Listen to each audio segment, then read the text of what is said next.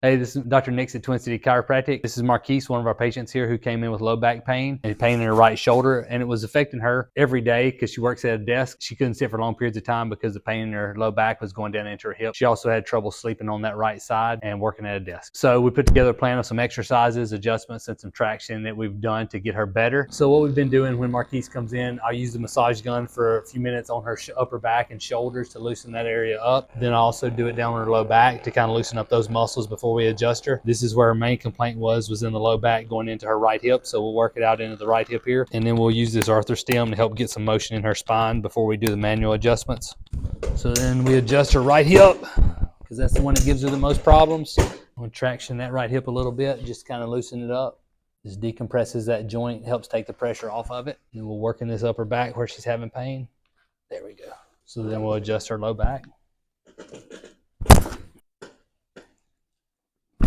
Next thing we're going to do is adjust this right hip. So we're going to traction that right hip, and then we pull it.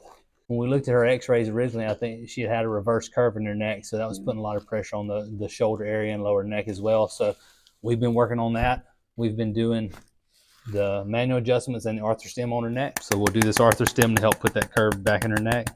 And then we're going to adjust her shoulders, just especially right here on this right one, take pressure off of that spot. And because of her low back, we had to do a lumbar dental roll here and a cervical dental roll for her neck for the reverse curve. So she lays on both of these. So each time she comes in, she lays on these for 15 minutes. And over time, it's been reshaping her neck and her low back, taking pressure off of the nerve and decreasing her low back pain and neck pain and shoulder pain. Since I've been coming to Dr. Kyle with my hip pain, back pain, and shoulder pain, it has been a major improvement. I sleep better, and when I don't come, I notice the difference. So I'm glad that I'm coming here.